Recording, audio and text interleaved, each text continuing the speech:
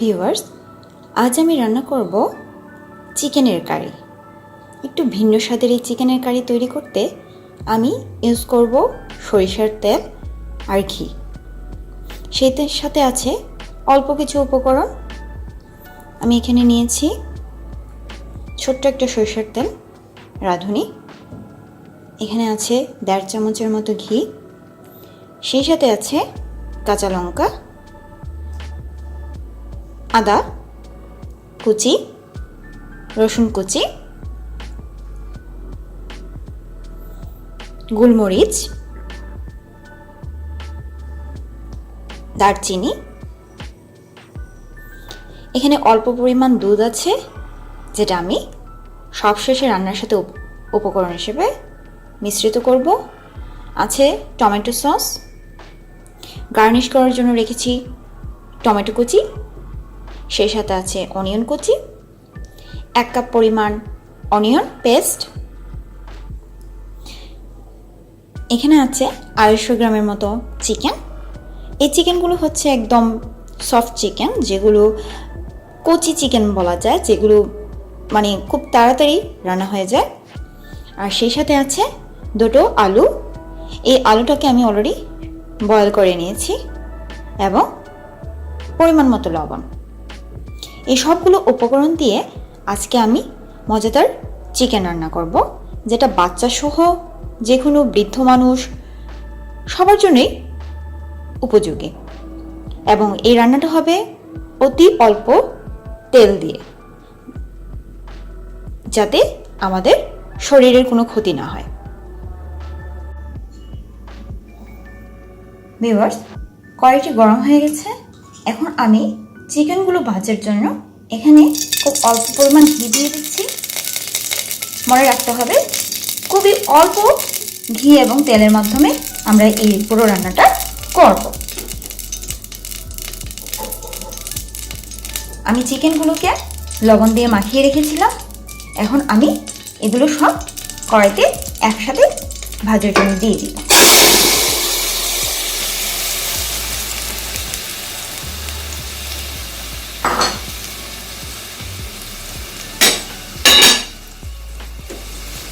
খুবই অল্প আঁচে করার কারণে যে সুবিধাটা আছে, যে চিকেনগুলো এই অল্প আঁচের মধ্যেই সেদ্ধ হয়ে যাবে।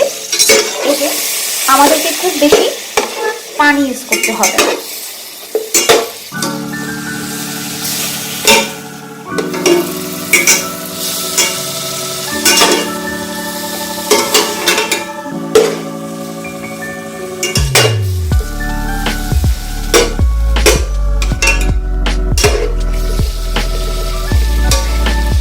চিকেনটাকে এই পরিমাণ ভাজতে হবে যেন চিকেন থেকে পানিটা বের না হয়। খুবই অল্প ভেজে তুলে ফেলতে হবে চিকেনটাকে।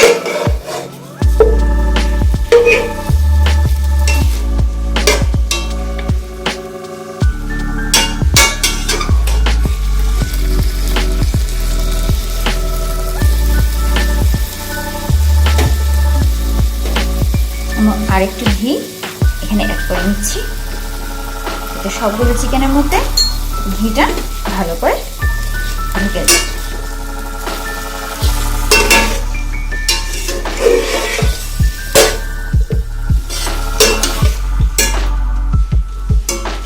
ভাজার সময় মনে রাখতে হবে, ঢাকনা দিয়ে সেটা ঢেকে দেওয়া যাবে না, এতে চিকেনের যে পানিটা আছে সেটা বের হওয়ার সম্ভাবনা থাকে।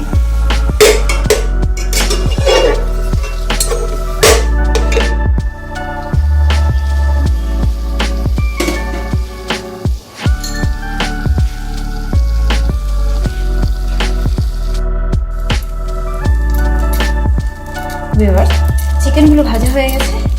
এখন যে অবশিষ্ট পরিমাণ ঘি রয়েছে, আমি সেগুলোতে আমার আলুগুলোকে ভেজে নিব। আলুগুলো সেদ্ধ করার সময় আমি কিছু জল রেখে দিয়েছি। এতে যা হয়, আলুর ফ্লেভারটা আসবে, এবং ঘিয়ের সাথে এই জলটা যখন ভালো করে অ্যাড হয়ে যাবে, তখন একটা ভালো একটা গন্ধ আমরা পাবো।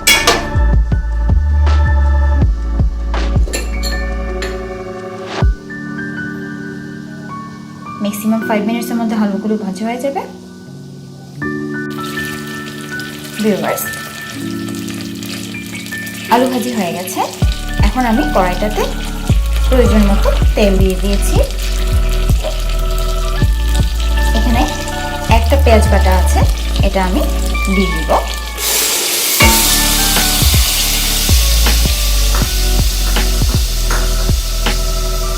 এই পেঁয়াজটাকে ভাজার জন্য আমি এতে পরিমাণ মতো লবণ দিয়ে দিব।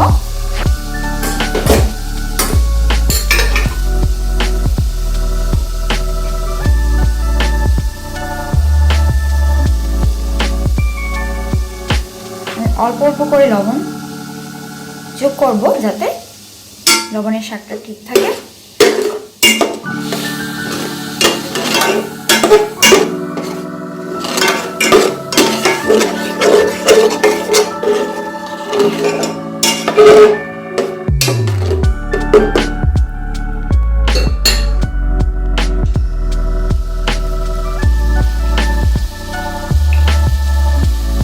পেঁয়াজটা একটু ভাজি হয়ে গেলে আমি এতে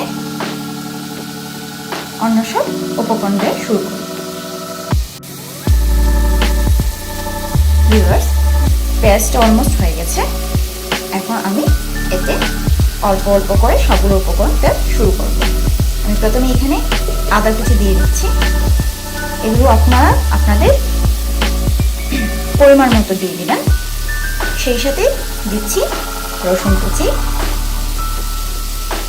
যেহেতু এই রান্নাতে আমরা আদা বাটা বা রসুন বাটা ব্যবহার করব না, তাই রসুন কুচির পরিমাণটা একটু বেশিই দিয়ে দিচ্ছি যাতে গন্ধটা আসে।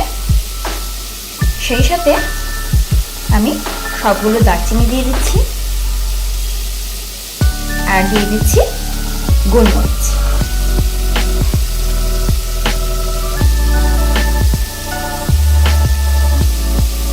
ভিউয়ার্স, এই রান্নাটা হবে হলুদ এবং লাল গুঁড়োমরিচ ছাড়া। এই কারণে আমি এখানে কাঁচামরিচটাকে দিয়ে দিব। এই কাঁচামরিচগুলোকে আমি মাঝখানে কেটে দিচ্ছি না, যেহেতু এটাতে বাচ্চার জন্য তৈরি করা, তো এটা আমি কেটে দিব না।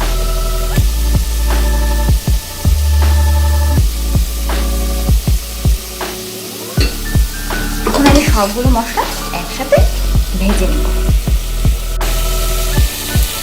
ভিউয়ার্স, অলমোস্ট মশলাটা হয়ে গেছে। এখন আমি এখানে খুবই অল্প পরিমাণ জিরে বাটা দিয়ে দিচ্ছি, জিরে গুঁড়ো। এটা অ্যাকচুয়ালি অপশনাল। আমি ভেবেছিলাম জিরে গুঁড়োটা ব্যবহার করবো না, কিন্তু মনে হচ্ছে যে কালারের একটা বিষয় আছে, তো সামান্য পরিমাণ ব্যবহার করা যেতেই পারে। এই জিরে গুঁড়োটা ভালো করে মশলার সাথে মিশিয়ে দিতে হবে। মশলাটা ভাজার জন্য আমি অল্প পরিমাণ জল দিয়ে দিচ্ছি। একটু ব্রাউনিশ টাইপের হবে। খুবই অল্প আঁচে রান্না করতে হবে, আঁচটা আবার বেশি হয়ে গেলে সমস্যা হবে। তো খুবই অল্প আঁচে এই রান্নাটা করতে হবে।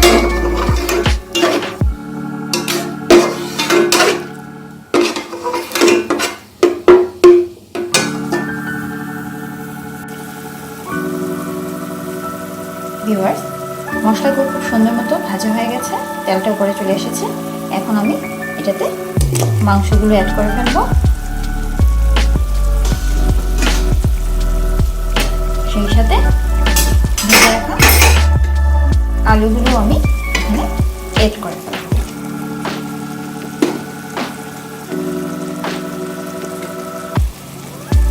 নাড়িয়ে চাড়িয়ে খুবই কম আছে এটাকে আমি রেখে দেব।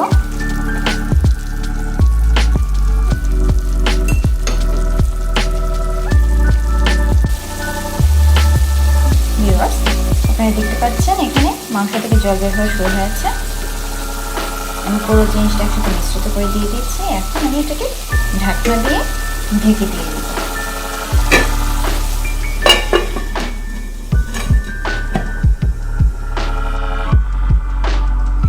ভিউয়ার্স, আমাদের চিকেনটা অলমোস্ট হয়ে গেছে, আপনারা দেখতে পাচ্ছেন অনেক সুন্দর একটা গন্ধ বের হয়েছে। এখন আমি এটাতে সস, এখানে আমি 1 চামচ পরিমাণ টমেটো সস রেখেছিলাম, পরে আমি এটা দিয়ে দিব। এতে যা হবে, যেহেতু আমরা এখানে কোনো ধরনের ঝাল ইউজ করিনি, তো যে টমেটোর যে ফ্লেভার আছে কিংবা ঝালটা আছে এটার সাথে মিক্স হয়ে যাবে।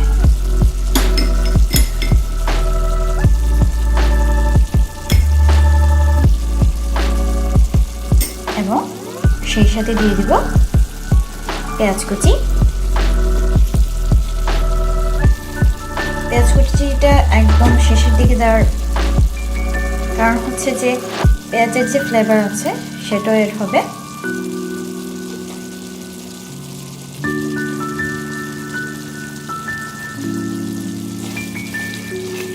আমি এখন নাড়িয়ে দিব। এক্ষেত্রে আপনি পেঁয়াজ বেরেস্তা ইউজ করতে পারেন, কিন্তু আমি যেহেতু খুবই অল্প তেলে রান্না করবো বলে ঠিক করেছি, তাই পেঁয়াজ বেরেস্তাটা ইউজ না করে, কারণ পেঁয়াজ বেরেস্তা অনেক তেল তেল করে। সো এই খাবারটা অ্যাকচুয়ালি যারা খুব অল্প তেলে মজাদার খাবার খেতে চান তাদের জন্য, ঝাল হবে না, তেল হবে না। সো খুবই টেস্টি খাবারটা হয় এভাবে রান্না করলে।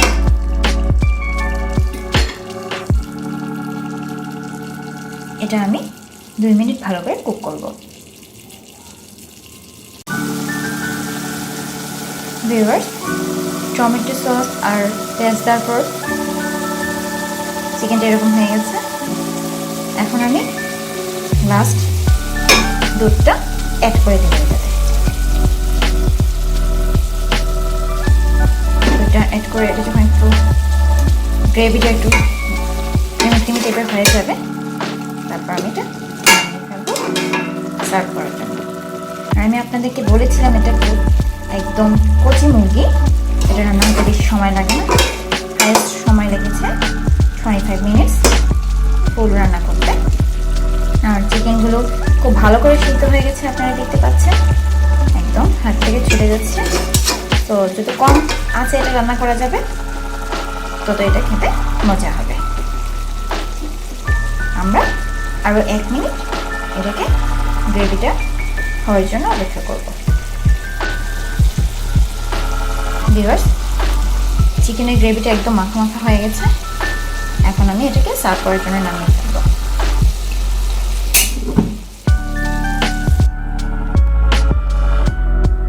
ভিউয়ার্স, তৈরি হয়ে গেছে মশলাদার সাথে চিকেন কারি। আমি এখন এটাকে টমেটো দিয়ে একটু সাজিয়ে নেব। আপনারা চাইলে ধনেপাতা, গাজর, শসা সব কিছু দিয়ে এটাকে গার্নিশ করতে পারবেন।